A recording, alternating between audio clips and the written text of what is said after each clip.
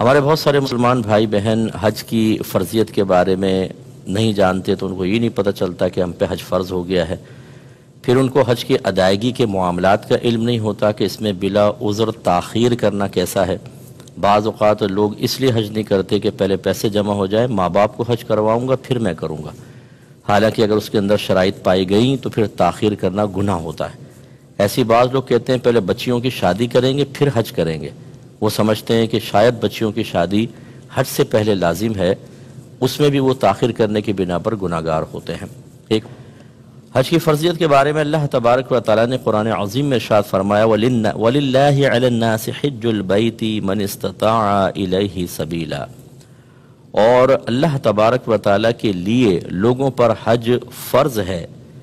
ان لوگوں پر کہ جو راستے کی استطاعت رکھتے ہیں۔ اس کا مطلب ہے جن کو سفر حج کی طاقت حاصل ہے، جو اس کی استطاعت رکھتے ہیں، ان پہ حج فرض ہو جاتا ہے، تو اس کا خاص طور پہ خیال رکھنا ہوگا۔ اب وہ کیا شرائط ہیں وہ ایک مسلمان کو معلوم ہونی چاہیے، تو چند چیزیں میں آپ کی خدمت میں ذکر کرتا ہوں۔ پہلی چیز تو ہے کہ مسلمان کا عاقل ہونا، دوسرا بالغ ہونا، یعنی مسلمان ہونا تو شرط ہی ہے، کافر تو کر ہی نہیں سکتا، دوسرا عاقل ہونا، پھر بالغ ہونا، پاگل مجنون پر لازم نہیں، اور اسی طرح نابالغ پر لازم نہیں ہوتا۔ اس کے علاوہ پھر زاد راہ کا مالک ہونا۔ زاد راہ کا مطلب یہ ہے کہ آپ کے فلائٹ کا کرایہ، پھر فلیٹ وغیرہ، یہ جیسے گورنمنٹ کوئی آپ کو پیکج دیتی ہے یا پرائیویٹ حج کروانے والے پیکج دیتے ہیں، اس تمام اس کے اخراجات آپ کے پاس موجود ہوں۔ اور اگر آپ گھر کے کفیل ہیں تو جب تک آپ غیر موجود رہیں گے، گھر والوں کو نان نفقہ خرچ کے پیسے وغیرہ بھی آپ کے پاس ہوں، تب آپ پر حج لازم ہوگا۔ خواتین جو ہیں ان پر بھی اس طرح اتنا مال جمع ہو جائے تو حج لازم ہو جاتا ہے، لیکن ان کے حج کی ادائیگی کے لیے شرط یہ ہے کہ ان کے ساتھ محرم ہونا چاہیے۔ یہ آج کل ایک نیا قانون آپ دیکھیں گے کہ جی عورت بغیر محرم کی بھی حج کر سکتی ہے۔ ذہن میں رکھیے گا کہ شریعت ہمارے نبی کی ہے، کسی اور کی نہیں ہے، لہذا نبی کریم صلی اللہ علیہ وسلم نے واضح طور پہ بیان فرمایا کہ جو عورت اللہ تبارک و تعالیٰ اخروی دن پر ایمان رکھتی ہے وہ بغیر محرم کے 3 دن سے زیادہ سفر اختیار نہ کرے، جس کو فقہا فاصلہ اپنے اندازے سے کہتے ہیں کہ کم از کم 92 کلومیٹرز دور جانے کا ارادہ ہو تو عورت اگر تنہا سفر کرے گی، تنہا کا مطلب بغیر محرم کے، چاہے قافلے کے ساتھ جاری ہو، یہ شرعاً جائز نہیں ہوتا۔ ہاں، بہت بوڑھی خاتون اگر ہیں جو ضعیف ہو چکی ہیں اور غیر جاذب نظر ہیں، ان کے لیے گنجائش نکل سکتی ہے کہ احکام میں نرمی اور آسانی ہوتی ہے۔ باقی جوان عورت، ادھیڑ عمر کی عورت جو دیکھنے میں بھی جاذب نظر ینگ نظر آتی ہے، ان کے لیے شرعی طور پہ جانا جائز نہیں ہے، اس لیے وہ محرم کا انتظار کریں۔ اور عورت کے لیے حج کی فرضیت کے لیے جو رقم درکار ہے، اس میں عورت کے لیے مزید آسانی یہ ہے کہ اتنا اس کے پاس مال جمع ہو جائے کہ وہ اپنا خرچ بھی اٹھا سکے اور محرم کا بھی اٹھا سکے۔ جب اتنا جمع ہوگا اور باقی شرائط پائی جائیں گی تو اس پہ حج کی فرضیت کا حکم لگایا جائے گا۔ اچھا، یہ الگ بات ہے کہ عورت اپنا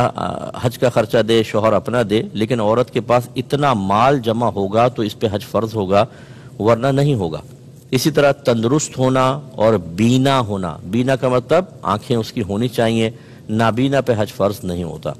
تو گھر کے جس فرد میں یہ تمام شرائط جمع ہو جائیں کہ وہ حج کا خرچہ اٹھا سکتا ہو، عاقل بالغ مسلمان ہے